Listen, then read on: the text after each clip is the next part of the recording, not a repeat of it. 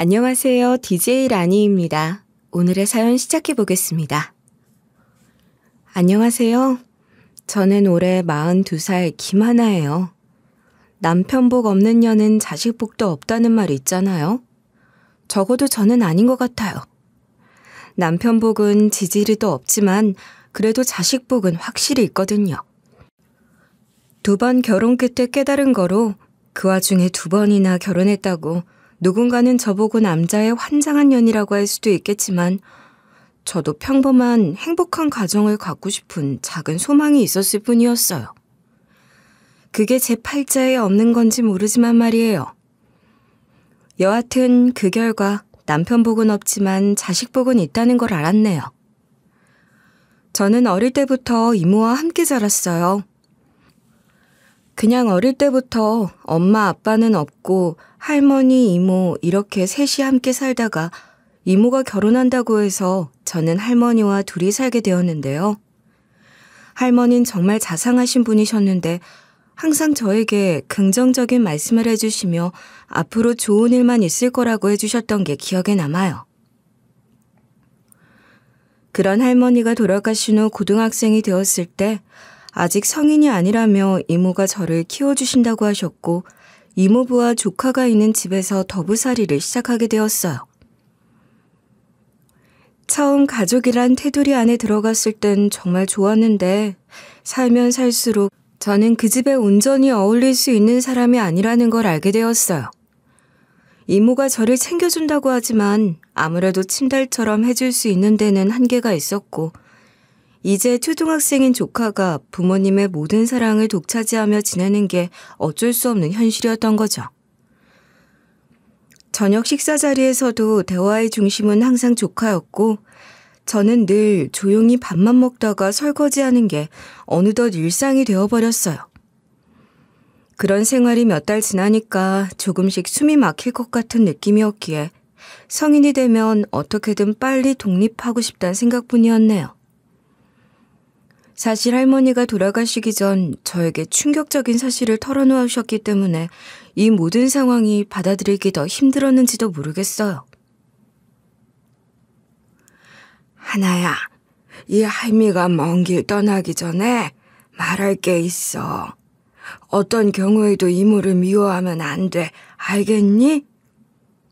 뭔데? 이모가 나한테 뭐 잘못했어? 그래, 잘못했지. 아주 큰 잘못했지. 사실 이모가 아니라 네 엄마야. 미혼모였던 이모는 차마 너를 버릴 수 없었어. 그렇다고 결혼도 안 한 처녀가 혼자 너를 키우며 살 자신도 없었지. 그래서 미국에 있는 큰이모 호적에 너를 올리고 평생 조카로 너를 대했던 거야.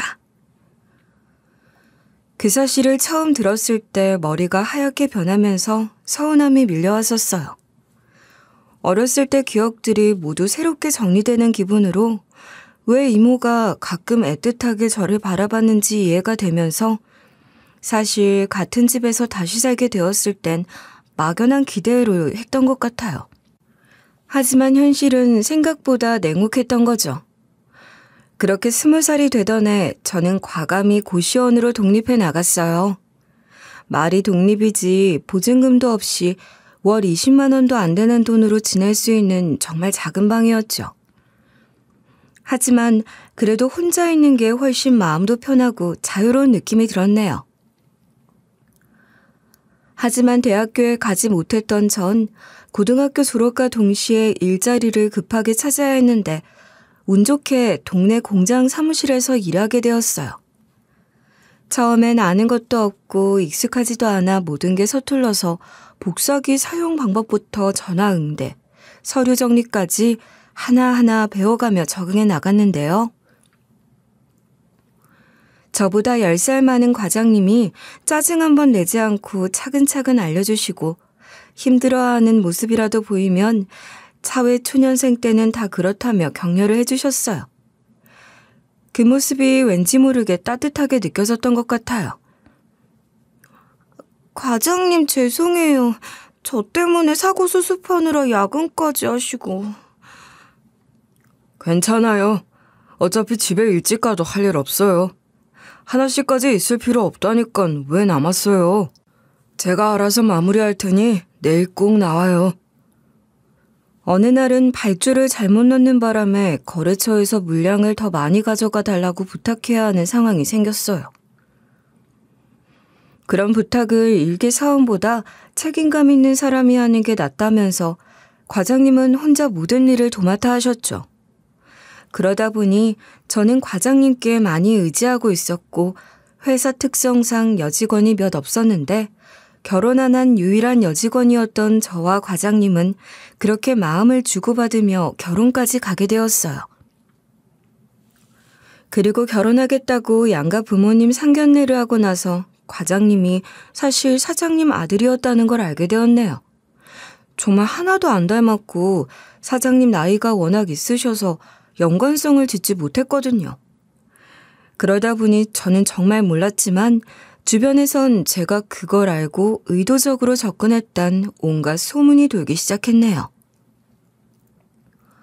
어머, 하나씨 정말 대단하네. 그걸 어떻게 알고 껴왔을까? 그러게 말이야. 겉으론 순진한 척하더니 속으론 다 계산하고 있었나 봐.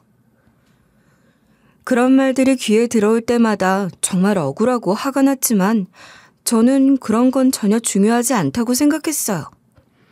중요한 건 저를 진심으로 사랑해주는 남편이 생겼다는 것. 24평이지만 남편과 제 이름이 적힌 아파트라는 따뜻한 집이 생겼다는 것. 그리고 더 이상 눈치 보지 않고 편안하게 쉴 수 있는 공간이 생겼다는 거였거든요. 처음 결혼 생활은 정말 꿈만 같았어요. 남편은 저를 공주님처럼 대해줬고 집안일도 함께 도와주면서 나이 차이 나는 자기 자신을 믿고 따라와 줬다는데 큰 의미를 두면서 저에게 항상 고마워했어요.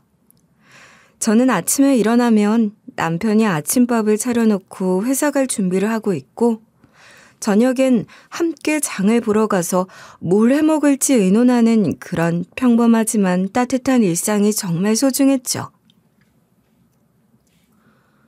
그렇게 1년쯤 지났을 때 임신 소식을 듣게 되었어요.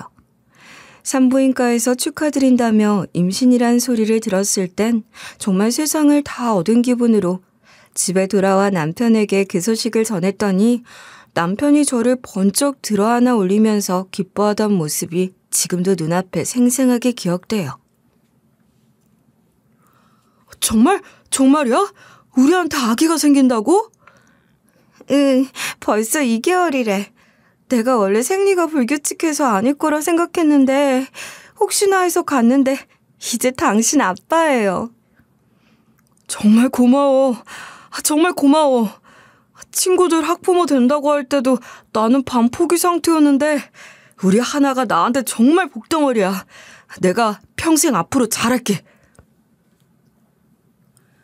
그렇게 태어난 첫 아이가 바로 석철이었어요. 그 작고 따뜻한 생명을 처음 품에 안았을 땐 정말 말로 표현할 수 없는 벅찬 감동이 밀려오면서 엄마가 저를 차마 버리지 못하고 이모로서라도 곁에서 키우고 싶었던 그 마음을 그때 조금이나마 이해할 수 있을 것 같더라고요. 행복이 영원할 줄 알았는데 인생이라는 게 정말 한치 앞을 모르는 거였다는 건 남편이 공장에서 끔찍한 사고로 한순간에 목숨을 잃게 된 후였어요. 평소처럼 아무렇지 않게 다녀온다고 일찍 끝내고 와서 석철이 봐줄 테니 오늘은 일찍 잠들라던 다정했던 남편이 마지막 모습일 줄 그 누가 상상이나 했을까요? 크레인으로 자재를 옮기던 중 와이어가 갑자기 끊어지면서 그 무거운 쇳덩이가 그대로 남편 위로 떨어졌다고 했죠. 사모님, 빨리 병원에 오세요. 과장님이 사고가 났어요. 네? 사고요? 어떤 사고인데요? 많이 다치셨어요? 그게 현장에서... 죄송합니다, 사모님. 전화를 받고 병원으로 달려갔지만 이미 늦어버린 상황이었어요. 현장에서 바로 숨을 거뒀다는 차가운 의사의 말을 들었을 땐 정말 아무 말도 아무 생각도 할 수 없었어요. 아직 30도 안 된 나이에 돌도 지나지 않은 갓난아이를 안고 하루아침에 젊은 과부가 되어버린 거였거든요. 그때의 충격과 절망감은 지금 생각해도 가슴이 먹먹해져요. 장례를 치르는 며칠 동안은 정말 꿈속을 걷는 것 같았어요. 너무 많은 사람이 와서 위로해줬지만 귀에 들어오지 않았고 석철이가 울어도 어떻게 달래야 할지 모를 정도로 멍한 상태였던 기억만 어렴풋이 남았어요. 장례가 끝난 뒤 시아버지가 저를 따로 불러서 진지하게 말씀하셨죠. 하나야, 힘들겠지만 앞으로 이야기해야겠다. 석철이 아빠가 살아있을 때 모아둔 돈이 조금 있고 그중 일부는 원래 너희 생활비로 쓰려고 했던 거야. 아버님, 그걸 석철이 앞으로 남겨주겠다. 그리고 공장 측에서 나온 사망보상금 일부도 석철이 명의로 통장과 증권계좌를 만들어서 맡겨두마. 아이가 성인이 되면 찾아 쓸 수 있게 하겠어. 그리고 네 생활을 위해서도 양육비와 생활비를 매달 보내줄 테니 너는 너대로 살아. 같이 있으면 그놈 생각만 나고 너도 나도 못할 짓이지 싶다. 아직 마음도 못 추스렀을 텐데 이런 말 한다고 서운하게 생각하지 말고 자식 잃은 부모 마음도 헤아려다오. 그렇게 하루아침에 남편을 잃은 전 시댁이라는 그늘도 함께 잃어버렸어요. 그래도 처음 몇 달은 그 지원금 덕분에 숨통이 좀 트이더라고요. 남편이 없어서 허전하고 외로운 건 어떻게 못하겠지만 당장 굶거나 집세 걱정을 하지 않아도 된다는 안도감이 있었으니까요. 하지만 세상 일은 그렇게 순탄하지 않았어요. 어쩌면 결혼과 아이 모든 게 제 팔자에 없는데 제가 너무 욕심을 낸 건가 싶은 생각이 들 정도였네요. 하나야, 정말 미안한데 공장 사정이 많이 어려워졌어. 거래처가 대폭 줄어들고 인건비 감당도 버거워져서 더는 예전만큼 지원을 못하겠다. 아버님 이해해요. 제가 그동안 많은 도움을 받았어요. 어떻게든 저도 살아보려 할게요. 내가 면목이 없다. 이번 일만 해결되면 전처럼 지원해주는 거 약속하마. 하지만 그 약속은 끝내 지켜지지 못했어요. 그 이후부턴 생활비가 점점 줄어들기 시작했고 어떤 달은 아예 받지 못할 때도 있었기에 어쩔 수 없이 다시 일터로 나가야 했죠. 낮에는 작은 업체에서 사무보조로, 저녁엔 편의점에서 아르바이트하면서 하루 12시간 넘게 일했지만 석철이만 바라보고 버티는 시간이었네요.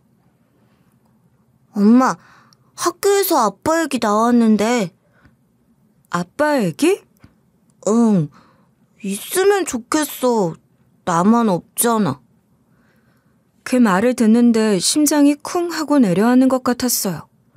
평소엔 장난꾸러기처럼 굴던 아이였는데 이런 속마음을 품고 있었다니 가슴이 아리더라고요. 그날 밤 혼자 주방에 앉아있는데 아이 말을 자꾸 귀에서 맴돌았어요. 저는 엄마인 이모랑 자랐지만 그래도 제 삶을 비교할 기준은 있었던 생각이 들더라고요. 적어도 저렇게 살진 말아야지 하는 마음이었죠. 그런데 석철인 그게 없었어요. 그 빈자를 그냥 두고 살아도 괜찮을까 하는 생각이 들기 시작했던 거죠. 이모부가 좋은 사람이긴 했어요. 만나면 용돈도 주고 밥도 사주고 말도 따뜻하게 해줬지만 결국 다들 자기 삶을 살기에도 벅찬 세상이라 아이 곁을 오래 지켜봐줄 수는 없었기에 그런 현실이 점점 무겁게 느껴지더라고요. 석철아, 아빠가 있었으면 뭐 하고 싶었어? 그냥 같이 놀고 싶어. 같이 자전거 타고 놀이터 가고 맛있는 거 먹고 다른 친구들 하는 것처럼.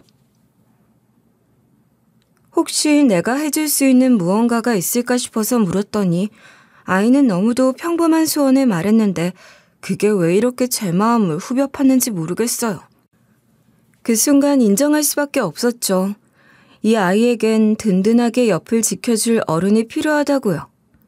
그때부터 제 마음 한쪽에 재혼이라는 단어가 조용히 그러나 또렷하게 자리 잡기 시작했던 것 같아요. 이번에 신상품 들어왔는데 온라인 반응 좋을 것 같아요. 온라인으로 도배지를 판다고요? 아, 참 신기하네요. 이제 시대가 바뀌었잖아요. 종로 도배거리만 믿고 있을 순 없죠. 그와 처음 만난 건 거래처 사장과 직원으로였어요. 저는 도배지 업체에서 사물을 보고 있었는데 하루에도 수십 통씩 거래처 전화를 받고 때로는 직접 차에 샘플을 싣고 배달도 다녔는데 대부분은 나이 지긋한 사장님들이라 대화도 형식적이고 단조로웠죠. 그런데 그는 달랐어요. 나보다 3살 많을 뿐인데 말끝마다 자신감이 묻어나고 뭔가 앞으로 뚫고 나가려는 패기가 있더라고요. 하루가 참 빡빡하실 것 같아요. 힘들죠. 그래도 내가 시작한 일이니까 끝까지 해보고 싶어요. 그 말에 묘하게 끌렸어요. 처음엔 그냥 일적으로만 연락했는데 몇 번이고 마주치면서 대화가 조금씩 길어지면서 커피 한 잔을 나누며 잠깐 일상 얘기를 하게 된 날, 그가 웃으며 제 이야기를 묵묵히 들어주었는데 다른 사람들처럼 가벼운 농담이나 부정적인 말을 하는 게 아니라 있는 그대로 제 말에 귀를 기울여주는 태도가 참 편하게 다가오더라고요. 그날 집에 돌아가는 길, 왜인지 모르게 기분이 묘했어요. 거래처 사장님인데 내가 왜 이런 기분이 들지? 혼자 웃으며 고개를 저었지만 이미 그 사람의 인상이 제 마음속에 선명하게 남아있었던 것 같아요. 그건 네 잘못이 아니잖아. 그냥 운명이었던 거지. 그래도 그렇게 말해주니까 마음이 좀 놓이네요. 그는 제 과거를 알게 된 뒤에도 단 한 번도 태도를 바꾸지 않았고 오히려 더 자주, 더 오래 제 옆에 머물렀어요. 어느 날은 회사 앞에서 기다리고 있다가 퇴근을 같이 하자고 웃었는데 그 모습이 이상하게 든든하면서 이런 사람을 옆에 두고 싶다는 생각을 저도 모르게 하고 있더라고요. 석철이도 예상 밖으로 처음엔 경계할 줄 알았는데 의외로 금방 잘 따랐어요. 엄마, 오늘 그 아저씨랑 또 놀아도 돼? 예, 그럼 즐겁게 놀다 와. 아이가 집에 남자 어른이 있다는 사실만으로 이렇게 달라질 줄은 몰랐어요. 표정이 부드러워지고 목소리가 한결 밝아지는 모습을 보며 저는 점점 생각이 많아지게 된 거예요. 어쩌면 이 사람이 있으면 조금은 더 따뜻한 가정을 만들 수 있지 않을까 하는 마음이 들었지만 한편으론 여전히 조심스러웠어요. 제 감정만이 아니라 아이의 마음, 그리고 이 모든 걸 감당해야 할 그 사람의 마음까지 생각해야 하니까요. 그러던 어느 날 그가 먼저 장난스럽게 말했어요. 앞으로도 내가 옆에 있게 해줄 거죠? 그 말이 농담처럼 들리면서도 제 마음속엔 작은 파문을 남겼어요. 석철이가 요즘 많이 밝아졌어요. 아, 그래요? 저도 느끼긴 했는데. 아빠랑 자주 놀러 다닌다고 하더라고요. 그게 행복하대요. 그 말을 듣는 순간 숨이 멎는 것 같았어요. 결혼 전이라 저는 그를 아저씨라고만 소개했는데 아이는 이미 아빠라고 마음속에서 부르고 있었던 거예요. 그 짧은 한마디가 제 가슴을 울렸어요. 집에 돌아오는 길, 아이와 함께 걸으며 진심을 듣게 되었죠. 석철아, 오늘 상담했는데 선생님이 그러시더라? 요즘 많이 밝아졌다고. 그럴걸? 나 요즘 재밌어? 혹시 그 아저씨랑 있을 때? 응, 그 아저씨랑 있으면 그냥 아빠 같은 느낌이야. 그 말을 듣고 마음이 흔들렸어요. 아직 재혼을 결심하기엔 이르다고 생각했지만 아이가 이렇게까지 의지하는 사람을 곁에 두고 계속 미룬다는 건 어쩌면 제 욕심일지도 몰랐어요.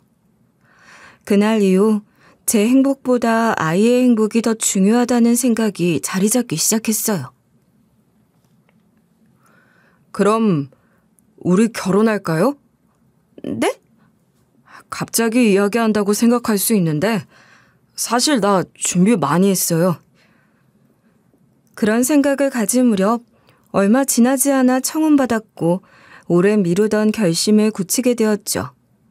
결혼식은 소박했지만 마음만은 누구보다 단단했던 건 남편은 저뿐 아니라 석철이까지 품었기 때문일 거예요.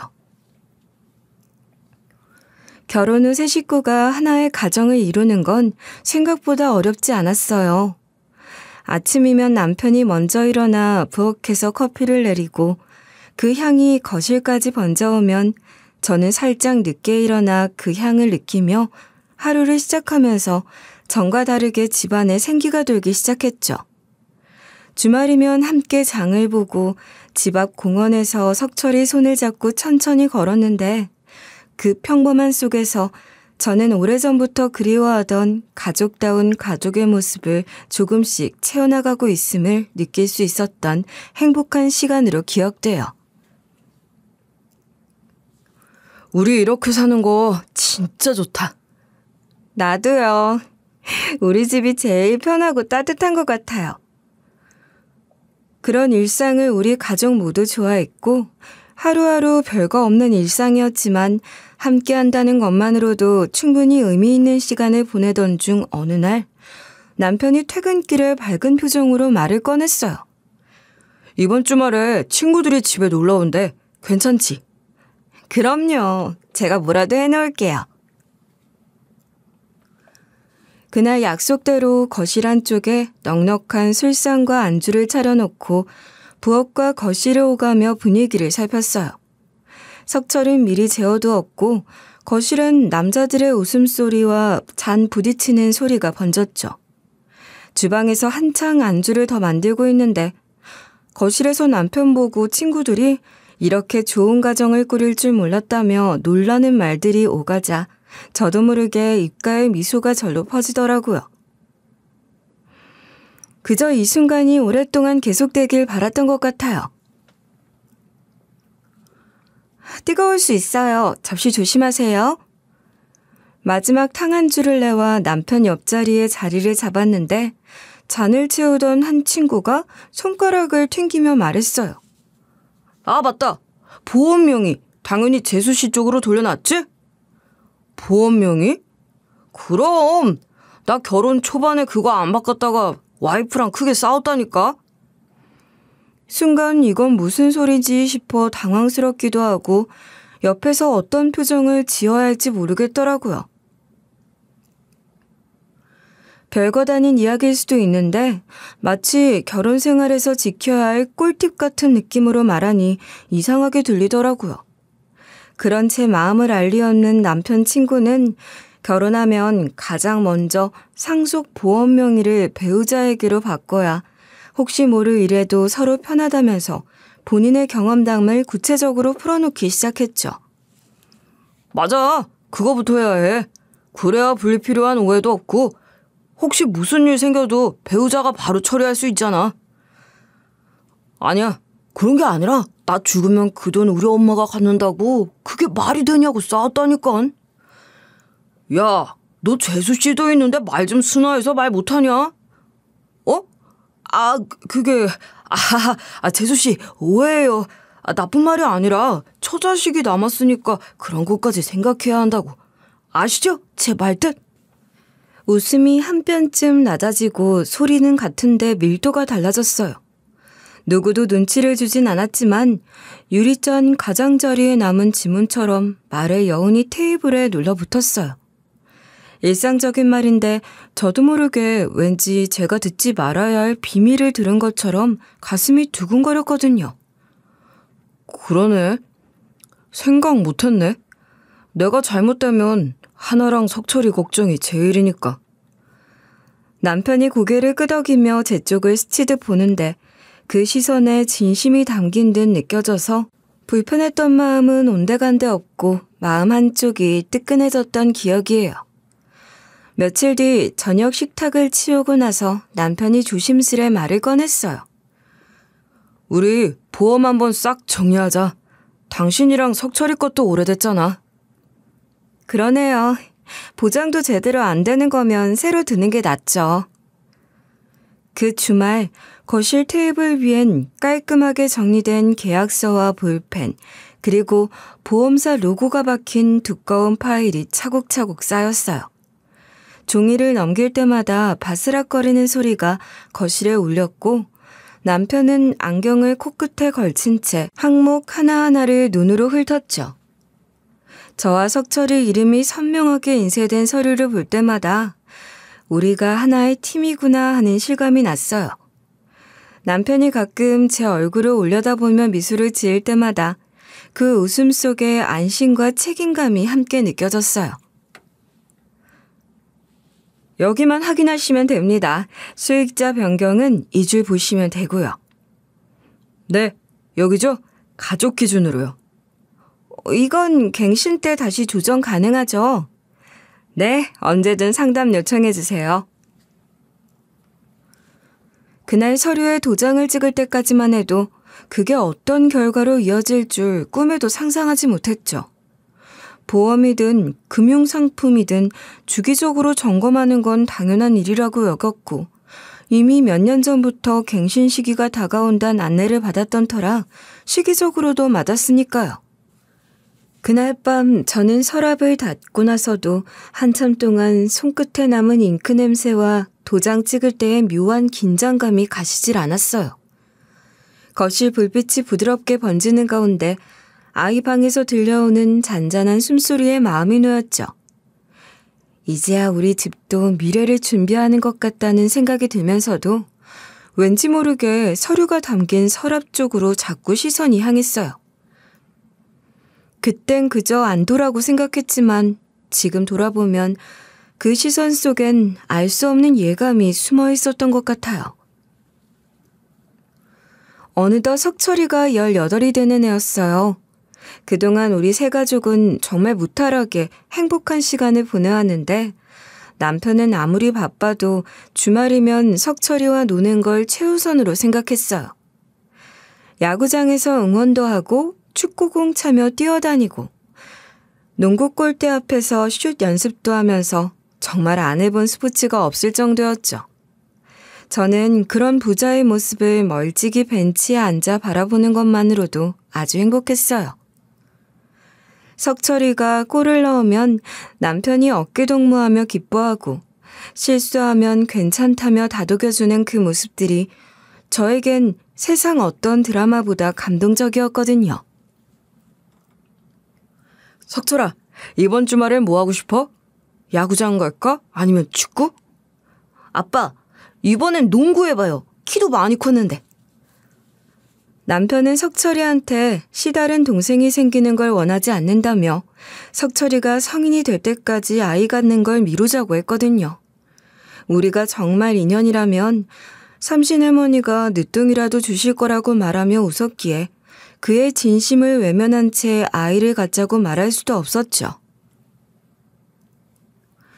그렇게 시간을 보내면서 남편이 석철이를 친아들 그 이상으로 대하며 마음에 상처를 주지 않으려 애쓰는 모습을 보았기에 서운하지 않고 오히려 고마운 마음으로 지내다 보니 어느덧 석철이는 고등학생이 되어 있더라고요. 그러던 어느 날 남편이 조심스레 말을 꺼냈어요. 가을에 바람 선선할 때 석철이랑 단둘이 여행 좀 다녀올까 하는데.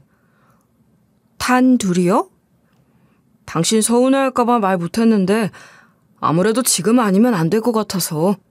석철이가 곧 있으면 성인인데 언제까지나 애 취급할 수도 없고 군대도 가면 2년 정도 못 볼 텐데 군대 다녀오면 직장 다니고 연애한다고 점점 벌어질 것 같아서.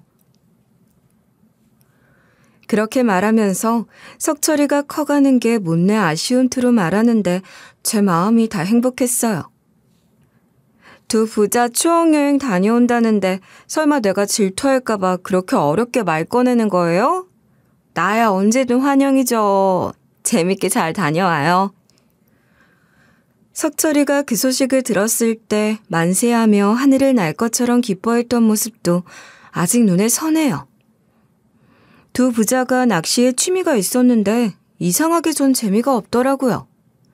지루하기도 하고 눈앞에서 파닥거리는 생선으로 바로 요리하는 것도 왠지 마음이 편치 않았고요. 그저 두 부자 재미있는 시간 보내는 게 보기 좋아 마지못해 따라가는 게 전부였고 그런 제 마음을 아니까 두 부자는 낚시를 잘 안 갔거든요. 그럼 아빠랑 낚시 가도 돼? 단번에 여행지를 선택하는 석철을 보면서 남편한테 고마운 마음이 들었어요. 잘해준 만큼 아이도 보답하는 게 눈에 보였으니까요. 엄마, 물고기는 못 잡았지만 아빠랑 진짜 좋은 얘기 많이 했어요. 엄마한테 더 잘해야겠다는 생각이 들었어요. 그래? 어떤 얘기 했는데? 비밀이에요. 남자들만의 대화거든요. 하지만 좋은 사람 만나서 아빠 만들어줘서 정말 고마워요. 그렇게 첫날 저녁 석철이에게 전화를 받았을 때 정말 가슴이 뭉클했어요. 그 아이가 이렇게 마음 깊은 이야기를 털어놓는 걸 보니 정말 의미 있는 여행이 되고 있구나 싶어 안심이 되었죠. 둘째 날 아침에도 숙소로 옮긴다고 밝은 목소리로 전화가 왔는데 전망 좋은 곳으로 가서 더 멋진 추억을 만들겠다며 들뜬 목소리였거든요. 그런데 그 이후 저녁이 될 때까지 연락이 없어서 이상했어요. 평소 같으면 중간중간 안부 전화라도 왔을 텐데 말이에요. 남편에게도 몇 번 전화했지만 역시 연결이 되지 않아 점점 불안해지기 시작했는데 밤이 돼서야 남편에게서 전화가 왔어요. 그런데 평소와 달리 목소리가 심하게 떨리고 있었고 뭔가 큰일이 났다는 걸 직감적으로 알 수 있었어요. 병원에서 걸려온 그 전화를 받는 순간부터 제 세상이 무너지기 시작했거든요. 여보, 병원인데 아무래도 안 되겠어. 당신이 와야 할 것 같아. 무슨 일이야? 석철이가 어떻게 됐어? 급하게 병원으로 달려갔을 때 석철이는 이미 의식을 잃은 채 중환자실에 누워 있었어요. 의사의 설명으론 갑자기 튀어나온 동물을 피하려다가 남편이 핸들을 급하게 꺾었고 반대편에서 오는 차량과 정면 충돌하면서 석철이만 심각한 뇌손상을 입었다고 했어요. 남편은 안전벨트 덕분인지 큰 부상 없이 의식이 있었지만 조수석에 앉아있던 석철인 충격으로 머리를 심하게 다쳤다는 거였죠. 양쪽 차량의 블랙박스에 모든 과정이 고스란히 기록되어 있어서 사고 경위는 명확했지만 그런 건 제 귀에 들리지 않았어요. 그렇게 한 달이 흘렀어요. 남편은 회사 일을 완전히 멈출 수 없어서 며칠에 한 번씩 병원에 왔지만 저는 석철이가 언제 깰지 모르니 거의 병원에서 살다시피 하며 아이 곁을 지켰어요. 의료진들도 언제 깨어날지 장담할 수 없다고 했지만 저는 포기할 수 없었거든요. 그런데 어느 날 갑자기 석철이가 미약하게나마 입을 움직이더니 말하는 게 아니겠어요? 너무 갑작스러워서 처음엔 제가 환청을 듣는 줄 알았는데 분명히 석철이 목소리였어요. 엄마 맞죠? 석철아, 정말 깨어났구나. 엄마야, 엄마가 여기 있어. 석철이는 사실 며칠 전부터 간헐적으로 의식이 들어왔지만 희미하게 목소리만 들리는 상태였다며 바로 말할 수 없었다고 하더라고요. 그런데 제가 혼자 있는 걸 확인하고 나서야 더 또렷하게 입을 연 석철이의 다음 말이 충격적이었어요. 엄마, 새아빠 여기 없지? 그 사람 조심해. 왜? 무슨 일 있었어? 석철아. 평소 그렇게 따르던 아빠에 대해 조심하라는 말을 한다니 도대체 무슨 일이 있었던 건지 더 자세히 물어보려고 했는데 석철인 그 말을 마치자마자 다시 눈을 감고 더 이상 반응하지 않았어요. 당황해서 바로 의사를 불렀지만 의사는 뇌 손상이나 뇌부종이 안정화되는 과정에서 신경 네트워크가 일시적으로 연결되며 깨어나는 순간이 있을 수 있다고 설명했어요. 착각일 수 있습니다. 일시적인 현상이지만 회복되었다고 단정할 순 없어요. 몇 년이고 이런 상태가 지속될 수도 있습니다. 다시 의식을 잃은 석철이 하염없이 바라보며 눈물이 났어요. 회복된 줄 알았는데 그게 아니라니. 그런데 의사의 설명보다 더 제 마음을 어지럽힌 건 석철이가 남긴 그 한마디였어요. 조심하라니. 그렇게 따르던 아빠에 대해서 말이에요. 아무리 생각해봐도 이상했어요.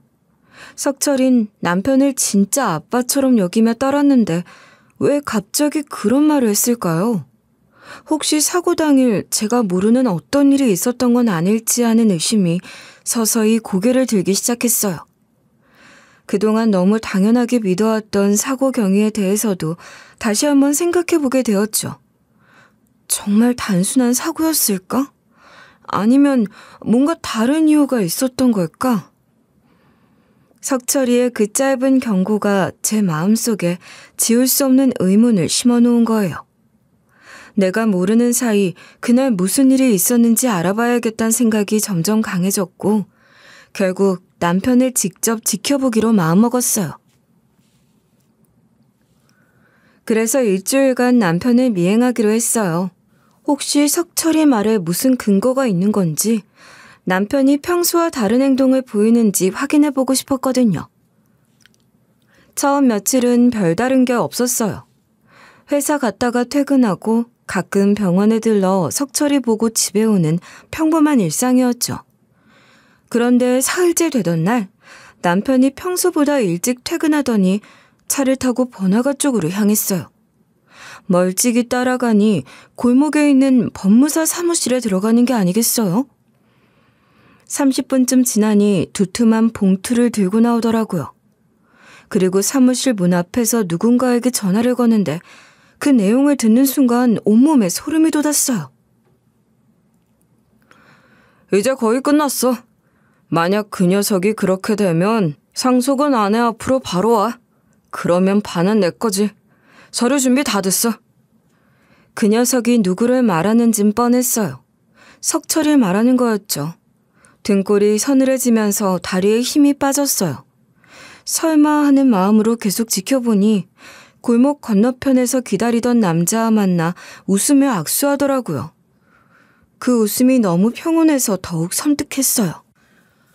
고생했어. 이제 조금만 더 기다리면 돼. 그래도 조심해야지. 혹시 모르잖아. 뭘 조심해. 완벽하게 계획된 일이었는데 아무도 의심하지 않아. 그 순간 다리에 힘이 풀려 주저앉을 뻔했어요. 무슨 말을 하는 건지 이해되지 않았지만 석철이 말대로 무언가를 하는 건 분명했으니까요. 그 충격적인 장면을 목격한 후 저는 혼란스러운 마음을 정리하기 위해 변호사 사무실을 찾았어요. 남편의 행동이 정말 제가 생각하는 그런 의미인지, 만약 그렇다면 법적으로 어떤 대응이 가능한지 알고 싶었거든요. 어떤 일로 오셨나요? 제 남편이 아들을 해치려는 것 같아요. 믿기지 않지만 그런 대화를 들었어요. 그런데 대체 왜 그이가 그런 일을... 구체적으로 어떤 일이 있었는지 차근차근 말씀해 주세요. 변호사에게 석철이의 경고부터 시작해서 남편을 미행하며 목격한 모든 상황을 차근차근 설명했는데 말하면 말할수록 제 목소리가 떨리는 걸 느낄 수 있었어요. 이런 일이 실제로 일어날 수 있는 건지 아니면 제가 너무 예민하게 받아들이는 건 아닌지 혼란스러웠죠. 그런데 변호사는 제 이야기를 다 듣고 나서 심각한 표정으로 몇 가지 질문을 던지기 시작했어요. 혹시 석철이 명의로 된 재산이나 보험이 따로 있으신가요? 네, 첫 남편이 남겨준 유산이 꽤 큰 금액으로 있어요. 몇십억 정도. 아, 그렇다면 단순한 보험금이 아니라 그 재산을 노린 것일 수도 있겠네요. 그럴 리가 없어요. 그건 결혼 전부터 있었던 일이고 그동안 그 사람이 얼마나 석철에게 희생적이었는데. 믿을 수 없다는 말을 반복하며 아니라고 말하면서 머릿속은 말과 다르게 기억을 거슬러 올라가고 있더군요. 처음 남편과 만났을 때부터 결혼까지의 과정을 다시 생각해보니 분명히 이상한 점들이 떠오르기 시작한 거예요.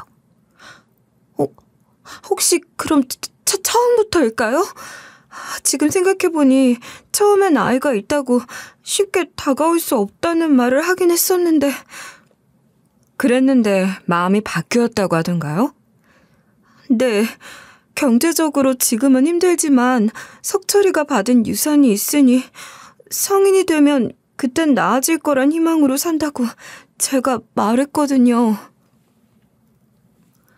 기억을 더듬어 보니 그랬던 거예요. 그때만 하더라도 아이 딸린 여자와 결혼한다는 건 쉽게 생각할 일이 아니니 남편의 변화가 자연스러운 거라 생각했을 뿐이었죠. 그때는 그저 진심으로 저를 이해해주는 거라고 생각했는데 지금 돌이켜보니 그 시점이 너무 드라마틱하게 맞아떨어진 거죠. 그리고 결혼 후 얼마 지나지 않아 친구들의 집에 와서 보험 이야기를 꺼냈던 것도 지금 생각해보면 너무 계획적이었다는 게 소름 끼칠 정도였어요. 혹시 결혼 후에 석철이 명의로 보험을 추가로 든 적 있나요? 그런 것 같기도 하고, 친구들이 와서 보험 정리하자고 했을 때 뭔가 서류에 사인한 기억이 나요. 그것부터 확인해 봐야겠습니다. 지금까지 말씀하신 정황상 상당히 계획적인 범죄일 가능성이 높아 보입니다. 모든 퍼즐이 맞춰지기 시작하면서 등골이 서늘해졌죠. 사실 그동안 제가 느꼈던 미묘한 위화감들이 하나씩 설명되기 시작했어요. 결혼 후 남편이 유독 석철이의 일정을 자세히 묻곤 했던 것, 제가 병원에 가거나 외출할 때마다 언제 돌아오는지 확인했던 것, 그리고 석철이와 단둘이 시간을 보내고 싶어 했던 것까지. 당시엔 아이를 진심으로 아끼는 마음이라고 생각했는데 지금 보니 모든 게 계획의 일부였던 것 같아서 소름이 돋았어요.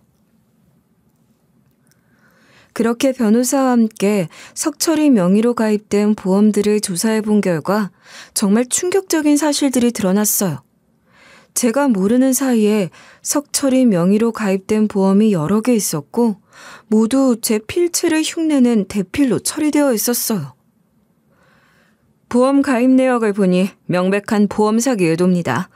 가입 시기, 보험금 규모, 수익자 설정 모든 게 의도적이에요. 정말 믿을 수가 없어요. 그동안 석철이를 얼마나 잘해줬는데.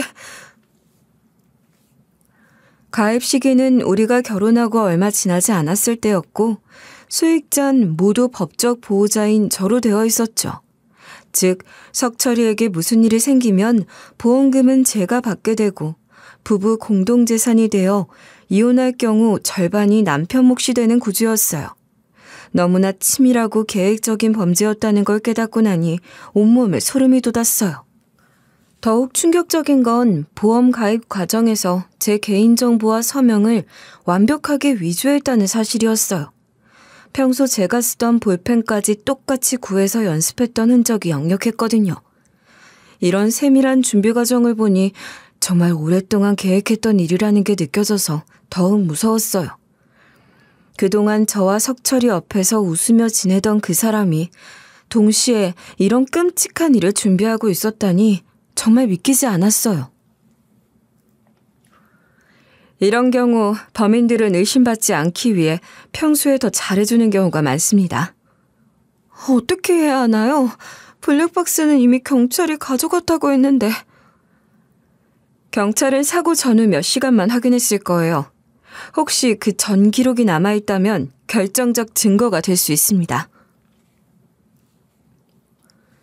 그동안 저와 석철을 얼마나 잘 속여왔는지 그 모든 다정함과 배려가 다 가면이었단 사실이 믿기지 않으면서 가만히 앉아서 당할 게 아니라면 정신 똑바로 차려야겠다는 생각까지 복잡한 심경이었습니다. 변호사의 조언에 따라 남편 몰래 차량의 블랙박스에서 저장 장치를 교체해서 기록을 확인해 보기로 했어요. 심장이 쿵쿵 뛰면서 손이 떨렸지만 석철을 위해서라면 뭐든 할 수 있었거든요.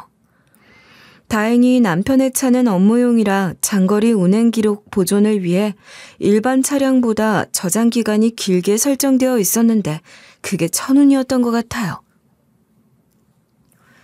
이 영상을 보세요. 이건 명백히 사고를 연습하는 장면입니다. 저 남자는 누구죠? 남편과 무슨 관계인 걸까요? 아마 공범일 겁니다. 보세요. 여기서 고의로 브레이크를 밟고 방향을 트는 연습을 하고 있는 듯 보이고요. 변호사 사무실에서 열흘 전 기록부터 차근차근 재생해 보는데 정말 충격적인 장면들이 나왔어요. 사고 며칠 전 남편이 정체를 알 수 없는 남자와 함께 도로에서 뭔가를 연습하는 모습이 고스란히 담겨 있었거든요. 브레이크 테스트, 급회전 연습, 그리고 의도적으로 차를 도로 가장자리로 몰고 가는 장면까지. 모든 게 사고를 가장한 살인을 위한 리허설이었다는 걸 깨달았을 땐 정말 세상이 무너지는 기분이었어요. 가장 충격적이었던 건 연습 과정에서 남편이 보인 태도였어요. 마치 새로운 취미를 배우는 사람처럼 즐거워하면서 여러 번 반복 연습하는 모습이 영상에 고스란히 담겨 있었거든요. 그 모습을 보는 순간 정말 이 사람이 누구인지 모르겠다는 생각이 들었어요. 평소 석철이와 웃으며 놀아주던 그 다정한 모습과 영상 속 냉혹한 모습이 같은 사람이라는 게 도저히 받아들여지지 않았어요. 정말 석철이를 어떻게 이런 일이... 말도 안 돼. 이럴수록 독하게 마음먹으셔야 합니다. 다행히 결정적 증거를 확보했으니 이제 모든 자료를 정리해서 경찰에 신고하면 돼요.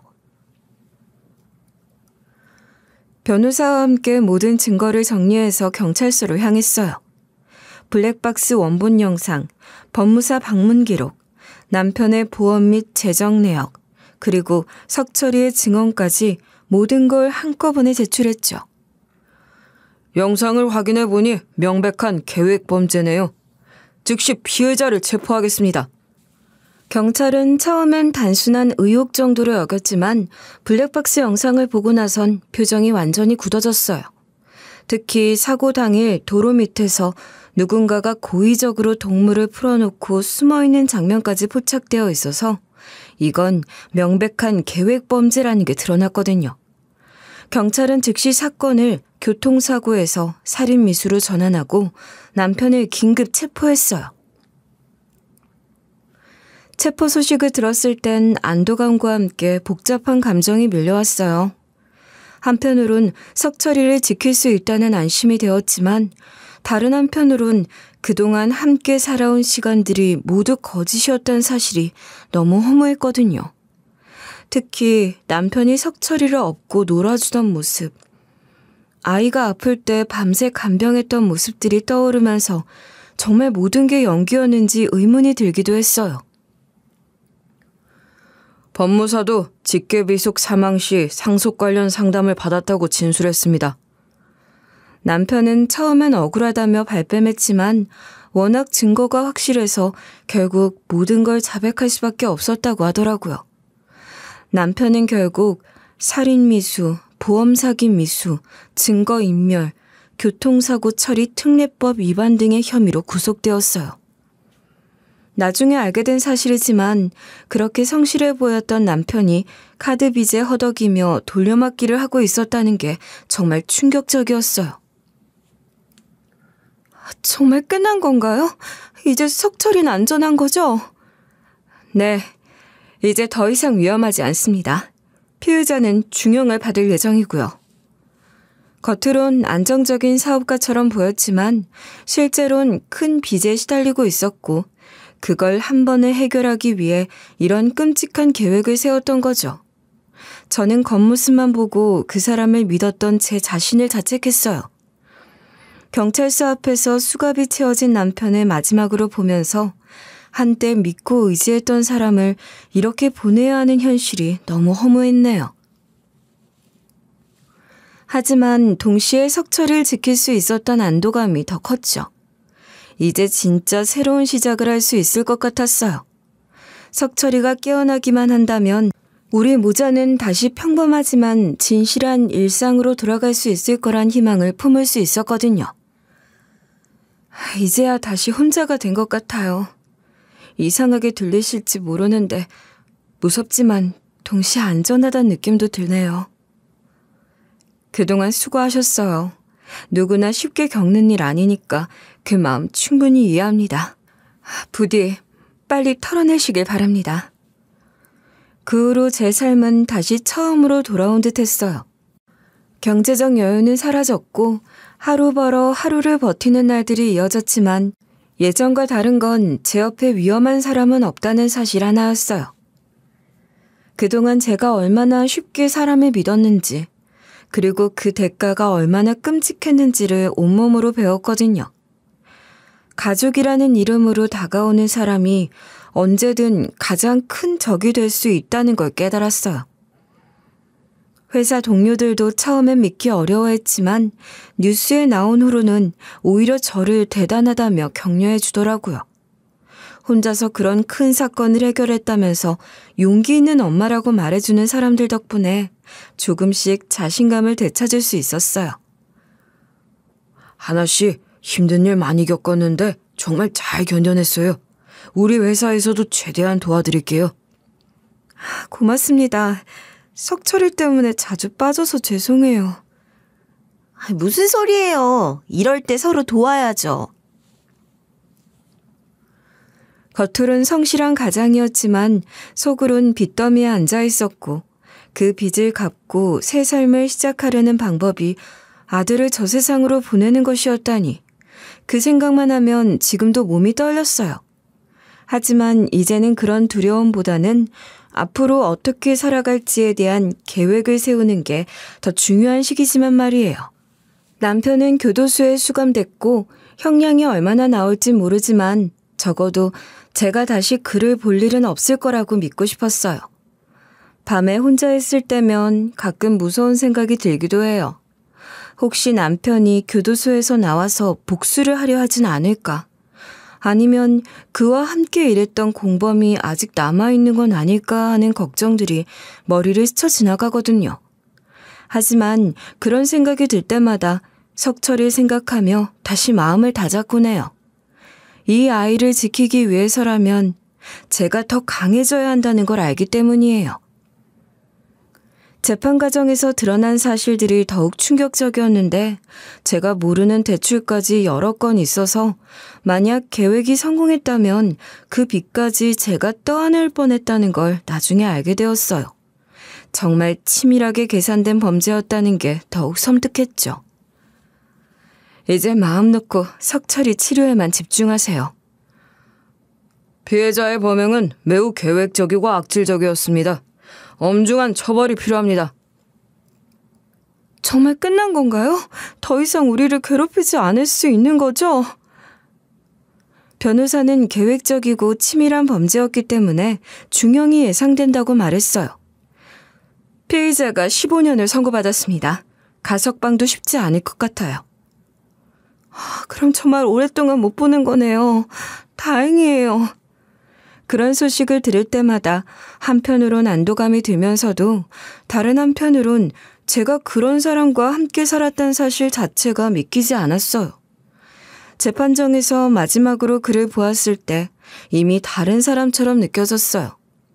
한때 사랑했던 사람의 모습은 찾을 수 없었죠. 그때 남편은 저에게 한 번도 미안하단 말을 하지 않았어요. 오히려 자신도 어쩔 수 없었다는 식으로 변명만 늘어놓더라고요. 그 모습을 보면서 정말 이 사람이 그동안 저와 석철이 앞에서 보여준 모든 다정함이 연기였다는 걸 확신할 수 있었어요. 어쩌면 그런 냉정한 모습이 진짜 그 사람의 본 모습이었는지도 모르겠어요. 법정을 나서면서 정말 모든 게 끝났다는 안도감과 함께 허탈함도 밀려왔어요. 이모와 이모부에게도 모든 사실을 털어놓았어요. 처음엔 믿기 힘들어했지만 경찰 수사 결과를 들은 후 얼굴이 하얗게 질렸어요. 내가 너를 제대로 키웠다면 이런 일은 없었을 텐데 정말 미안해. 이모 잘못이 아니에요. 제가 사람을 잘못 봤던 거죠. 그놈이 끝까지 죗값을 치르게 해야 해. 석철이한테 그런 짓을 하다니. 이모는 제 손을 붙잡고 자신이 온전한 가정에서 키우지 못해 저를 그렇게 만든 것 같다며 자책했고, 이모부는 전 남편이 사람도 아니라며 분소해서 심한 말도 아무렇지 않게 내뱉으셨는데, 그런 모습에 묘하게 안도감이 들었어요.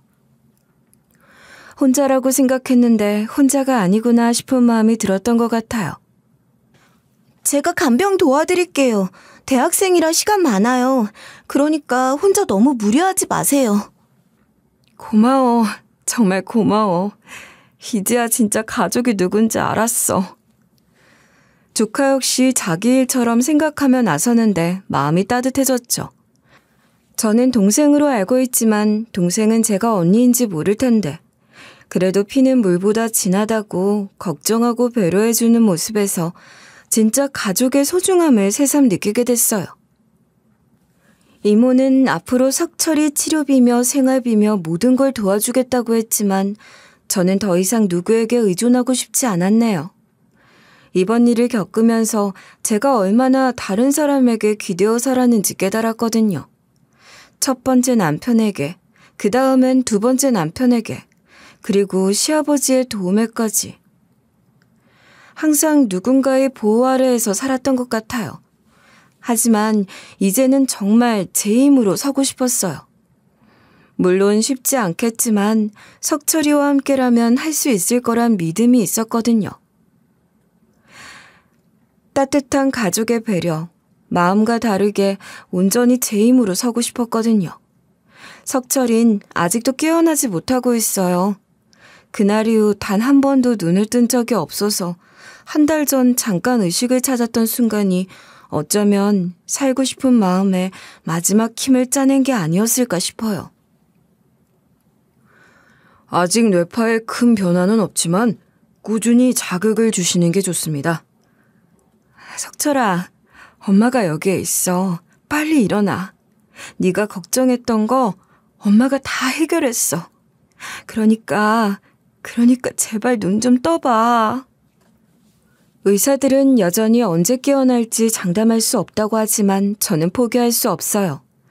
만약 남편의 계획이 성공했다면 지금쯤 석철인 제 곁에 없었을 테니 이렇게라도 함께 있을 수 있다는 게 감사하다는 생각이 들어요. 매일 석철이에게 책을 읽어주고 음악을 들려주며 깨어나기를 기다리고 있어요. 석철아, 엄마가 이제 정말 강해졌어. 우리 둘이면 충분해. 그렇게 계속 옆에서 말 걸어주시니까 분명 일어날 거예요. 그래도 너무 무리하지 마세요. 간호사도 이렇게 정성스럽게 돌보는 보호자는 처음 본다며 감동받더라고요. 석철이 손을 잡고 있으면 가끔 미세하게 움직이는 것 같기도 해서 그럴 때마다 멀지 않아 석철이가 반드시 정신을 차릴 거란 희망 하나로 살고 있어요. 남편 복은 없어도 저를 생각해주는 자식 복은 있기에 우리 석철이가 웃으며 깨어날 거라고 믿고 싶어요. 이만하면 남편 복 없는 년 맞죠? 하지만 자식 복은 있어서 이렇게 희망을 품고 살아갈 수 있다고 생각해요. 누구나 자신의 처지가 마음에 들지 않아 한탄할 수도 있지만 오히려 전화위복이 될 수 있다는 사실도 아셨으면 좋겠어요. 어쨌든 살아있고 건강하다는 것 하나만으로도 이 세상은 아직 살만하다고 그렇게 믿고 싶습니다.